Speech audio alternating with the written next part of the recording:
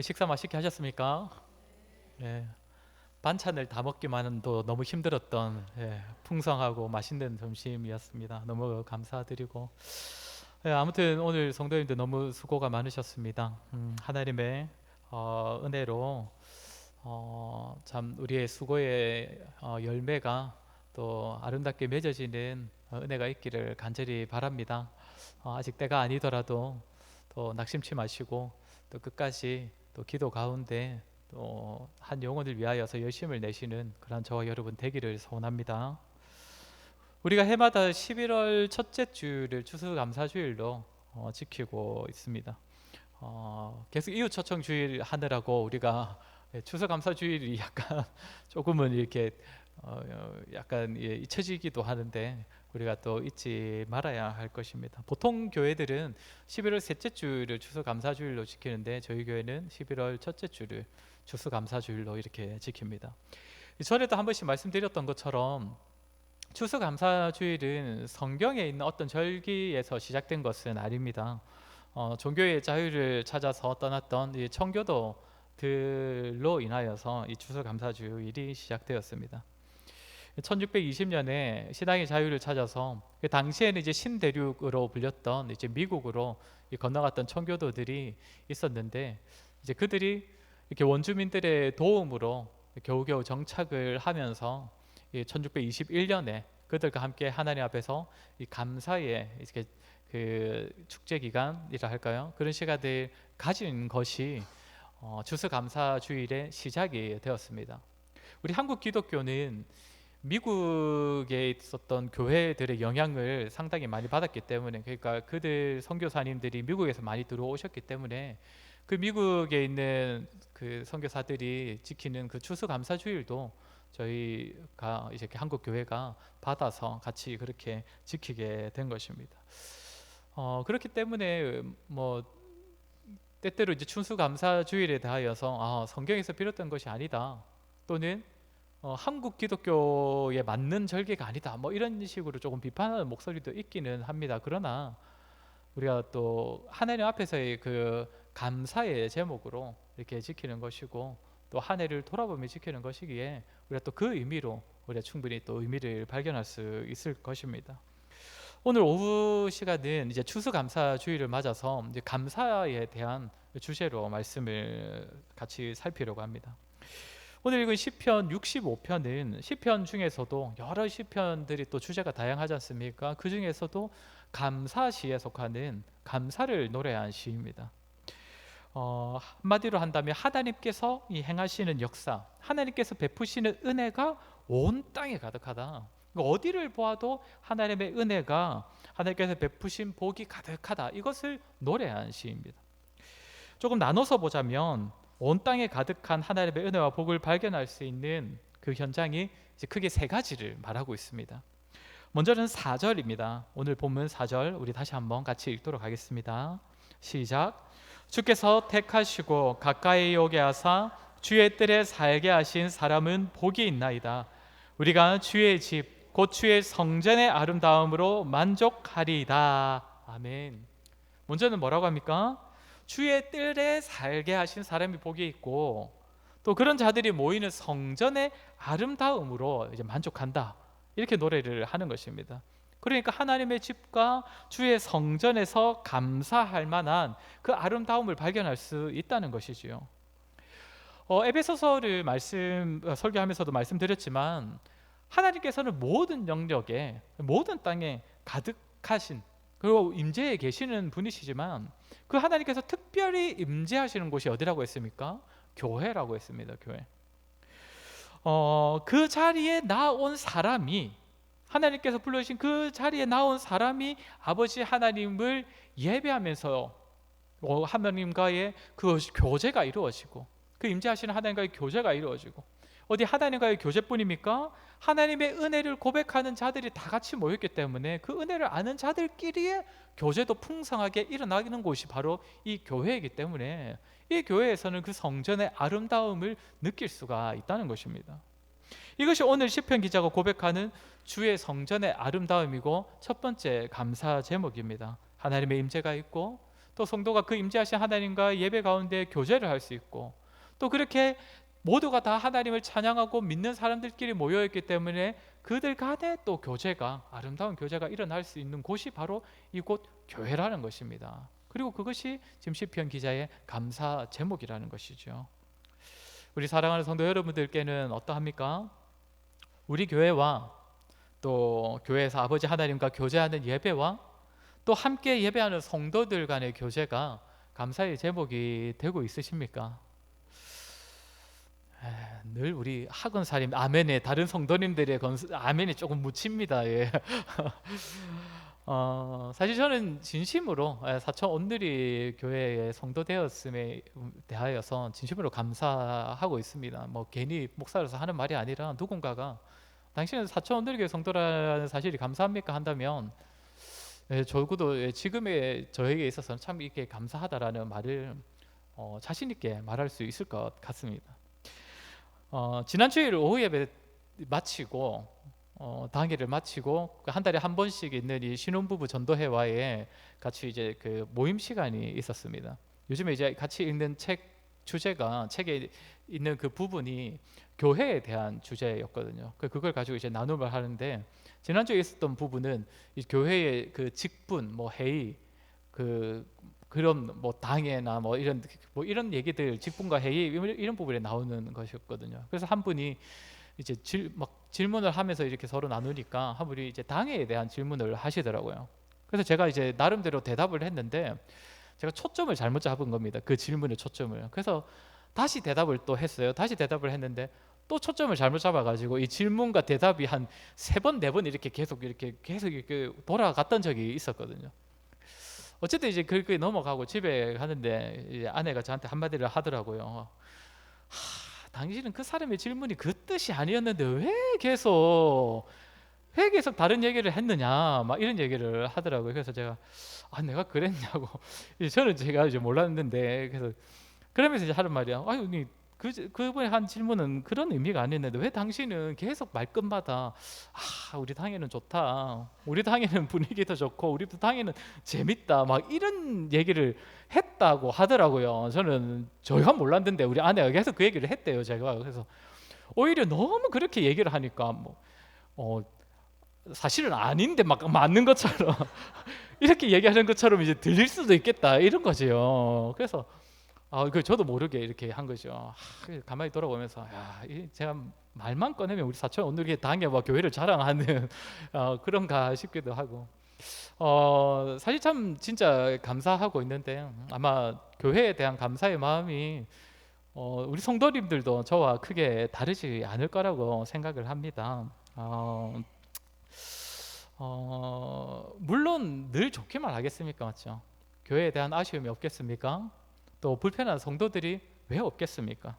그러나 하나님께서 현재 저와 여러분을 불러주신 교회는 바로 이곳 사천 온누리 교회라는 것입니다. 그래서 예배를 통해 우리를 만나주시는 곳이 이곳이고, 그리고 그 가운데에서 천하보다 귀한 영혼들을 만나서 그 성도 간의 교제를 가질 수 있도록 하신 현장이 바로 사천 온누리 교회라는 것이지요. 그렇기 때문에 성도 여러분, 교회에 가득한 하나님의 임재를 이곳에서 경험하고, 또 예배 가운데 주의 은혜를 누리고 성도들과의 교제 가운데에서도 또 하나님의 사랑을 나눔으로써 교회를 통하여 하나님께 감사의 고백이 넘치는 저와 여러분 되기를 소원합니다. 오늘 시인의 고백을 보면 이 사실 주의 성전에 대한 고백은 이제 4절 한 절로 이제 끝나고 이제 다른 얘기들을 이어갑니다. 5절을 보시면 우리 구원의 하나님이시여 땅의 모든 끝과 먼 바다에 있는 자가 의지할 주께서 이를 따라 어미하신 일로 우리에게 응답하시리이다. 하나님의 임재와 복은 1차적으로는 주의 성전, 그러니까 교회에 있지만 성전 안에만 국한된 것이 아니라 뭐라고 합니까? 땅 끝에 있는 자, 바다 끝에 있는 자들까지도 그 자리에서 하나님을 찾고 부르면 응답해 주시고 구원하시는 복을 베풀어 주신다 라고 시인이 고백하는 겁니다. 어디에서도요? 땅 끝, 바다 건너편. 그러니까 성경에서 이제 가장 먼 곳, 지금 내가 있는 곳보다 가장 먼 곳을 표현할 때 이런 표현을 쓰는 것이거든요. 땅 끝, 그러니까 먼 바다. 그러니까 어떤 말을 하는 것입니까? 이 시인은 사실상 하나님께서 온 땅과 이 온 세상 가운데에서도 복과 은혜를 베풀어 주신다는 것이지요. 그러면서 이 온 땅에 가득한 하나님께서 어떤 일을 하시느냐면, 우리 6절 7절 말씀 같이 한번 읽어보겠습니다. 6절 7절입니다. 시작. 주는 주의 힘으로 산을 세우시며 띠를 띠시며 만민의 소요까지 진정하시나이다. 아멘. 하나님께서 하나님의 그 힘과 권능으로 무엇을 하십니까? 먼저는 산을 세우신다라고 합니다. 그러니까 우리는 사실 태어날 때부터 산은 산으로 그냥 이미 존재하고 있었기 때문에 저 큰 걸 보면서 아이고 저게 산이구나 이렇게 하고 넘어가지만, 오늘 시인의 고백은 무엇입니까? 산을 산이 되게 하신, 사람은 감히 건들 수도 없는 저 큰 산을 산이 되게 하신 분이 바로 우리 하나님이시다, 이 고백을 하는 것이지요. 세상은 온갖 과학적인 근거로 이 세상의 온갖 건들 수 없는 것들을 증명하려고 하지 않습니까? 뭐 산도 뭐 멘틀의 대류 현상입니까? 이런 걸로 이제 솟았다 이렇게 얘기를 하는데, 사실상 그런 세상의 법칙에 의해서 산이 서 있는 것 같지만 실상은 우리 하나님께서 자신의 능력을 베푸셨기에 산이 산답게 세워져 있다는 것입니다. 그리고 바다의 설렘과 물결의 흔들림, 오늘날 사람들이 자꾸 이제 바다가 있어야 할 자리에 막 땅을 세우니까 막 그 기후가 안 좋을 땐 바다가 다시 막 땅 위를 뒤덮고 이런 일들이 생기곤 하지만, 사실상 땅과 바다의 경계를 하나님께서 이미 정해 놓으셨고, 땅은 때때로 조금씩은 침범하지만 이 경계를 절대 바다가 허물지 않습니다. 그렇지 않습니까? 땅이었던 곳이 갑자기 바다가 되는 그런 일이 일어나지 않는다는 것이죠. 그것은 어떻게 해서 가능한 것입니까? 하나님께서 그 경계 가운데 능력을 베푸셨기 때문입니다. 또 뭐라고 합니까? 만민의 소요까지 진정하시나이다. 세계를 보면 지금도 전쟁이 끊이지 않고 있습니다. 그렇죠? 이제 뭐 그 유대와 팔레스타인의 전쟁, 또 우크라이나 러시아의 전쟁, 계속 막 이것이 계속 일어나고 지금도 그치지 않고 있는데, 뭐 이로 인하여서 때로는 물가가 좀 변동되기도 하고 좀 영향을 받을 수는 있지만, 그런 전쟁이 일어난다 하더라도 이 세상이 절대 망하지 않고 있거든요. 이 세상은 유지되고 있습니다. 그리고 그 전쟁이 또 결국엔 종식됩니다.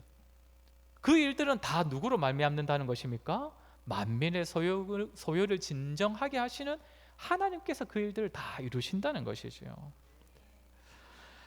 그래하여서 이 시인이 이로 말미암아 사람들이 어떻게 반응한다고 하느냐면, 우리 8절 같이 읽겠습니다. 땅끝에 사는 자가 주의 징조를 두려워하나이다. 주께서 아침 되는 것과 저녁 되는 것을 즐거워하게 하시며, 주의 징조를 두려워하나이다.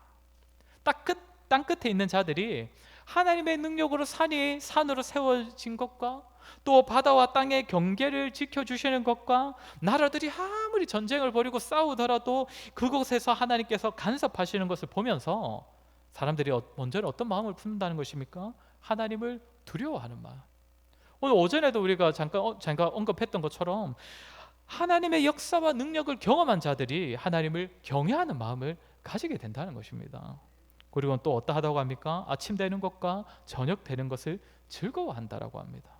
세상이 흉흉해도 산을 세우시고 바다의 경계를 정하시고 또 만민의 소유를 간섭하시는 하나님께서 온 세상을 다스리시니, 하루를 시작하는 아침에도 또 하루를 마무리하는 저녁에도 기쁨과 즐거움으로 시작하고 마무리를 할 수 있다라고 고백을 한다는 것이지요. 이처럼 우리가 두 번째로 보게 되는 것은 온 땅에 가득한 하나님으로 인하여서 시인이 감사하는 것입니다. 먼저는 교회에 충만하게 임재하시는 하나님께서 교회 밖에 온 세상 가운데서도 하나님께서 충만히 임해 계시다는 것을 발견하는 자가 하나님께 감사드리고 있는 것이지요. 처음 삶을 세우시고 바다의 경계를 정하신 하나님께서 지금도 그것을 지키시고 모든 나라의 경계를 정하시고 그것을 살피시는 하나님께서 나라들의 전쟁 가운데서도 일하고 계시기 때문입니다. 사랑하는 성도 여러분, 이렇게 온 세상에 가득한 하나님을 좀 믿음의 눈으로 바라보시기를 바랍니다. 성도가 자꾸만 자기 이제 기도하는 가운데 또 말씀 보는 가운데 자기 개인, 물론 하나님은 우리 개개인의 하나님이시지만 개인에게만 국한을 시키니까 좀 온 세상에 가득하신 그 하나님을 마치 나의 삶에만 마치 계신 것처럼 너무 이렇게 작은 하나님으로 그 하나님의 역사를 너무 좁혀서 바라보는 경향이 있습니다. 그렇지 않습니다. 하나님께서 물론 우리의 개인의 삶에도 임재하시지만 우리 하나님께서는 온 세상 가운데 충만히 임하시는 하나님이십니다. 온 세상에 역사하시는 하나님이시고 그 안에서 또 우리의 삶에도 역사하는 분이 우리 하나님이시라는 것입니다. 그렇기 때문에 우리가 우리의 삶에서 먼저 기억해야 하는 것은 온 세상을 다스리시는 하나님께서 우리의 삶을 간섭하지 못하실 리가 있겠는가? 이렇게 우리가 믿음의 눈을 가질 수 있어야겠죠. 근데 이제 이것을 말하는 것이 이제 세 번째 감사 제목입니다.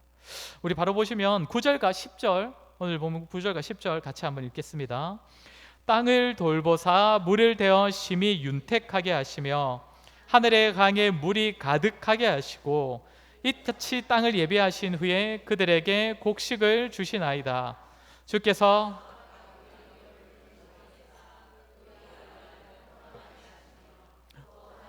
부드럽게 하시고 그 싹에 복을 주시나이다. 아멘.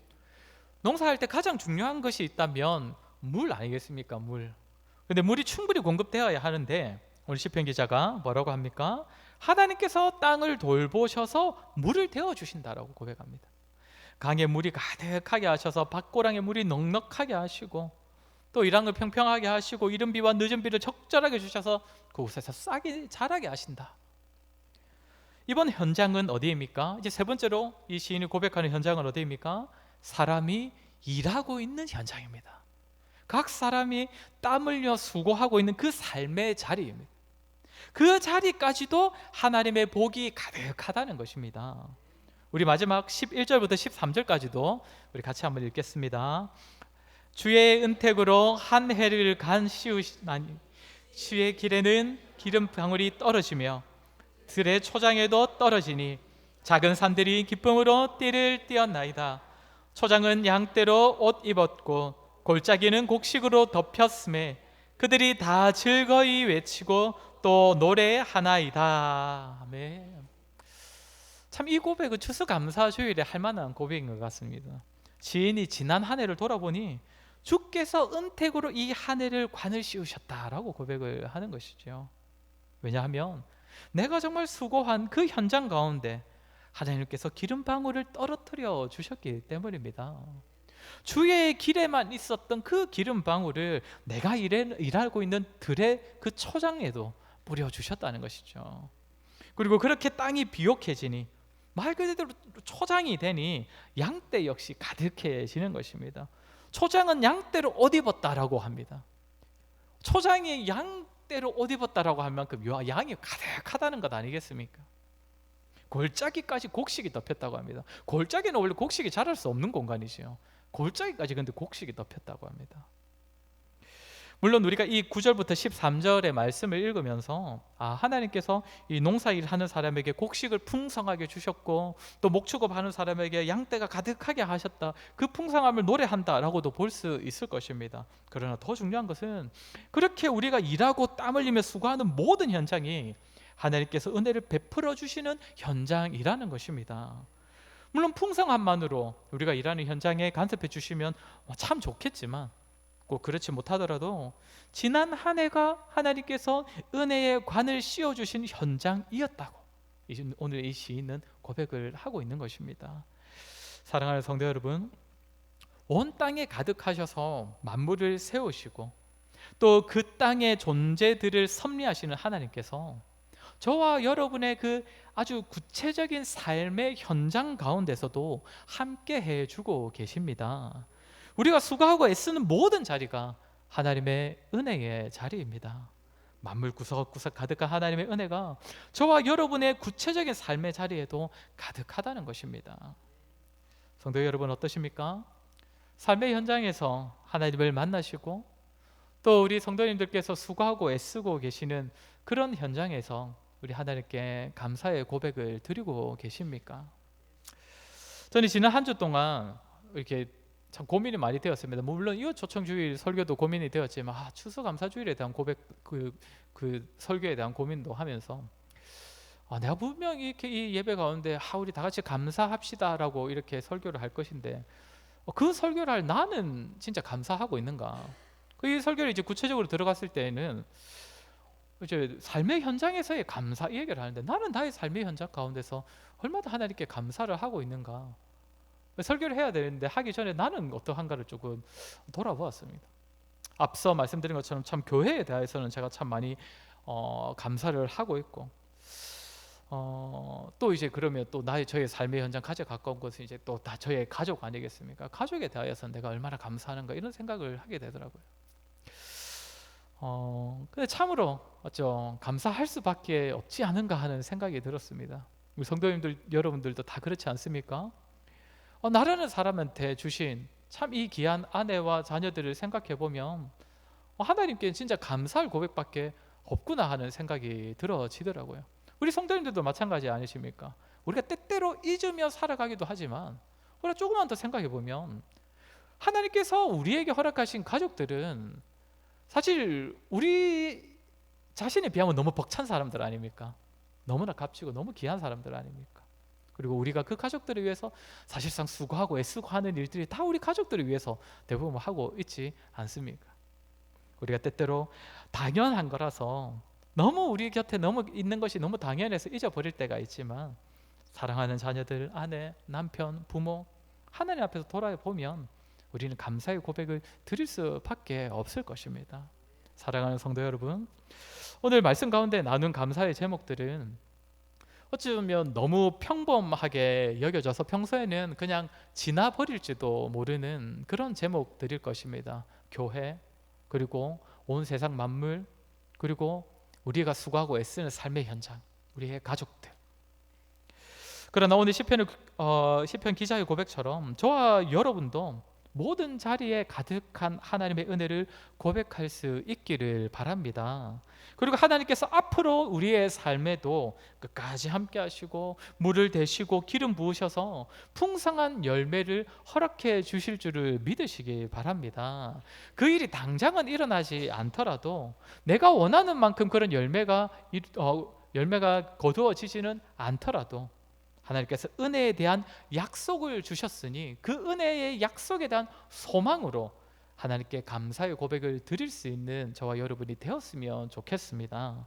저와 여러분 추수감사주의를 맞아 우리의 감사를 돌아보시고 하나님께서 베푸신 모든 영역에서의 하나님의 은혜를 진실로 감사하며 살아가시는 그러한 저와 여러분 되기를 주의 이름으로 간절히 소원합니다.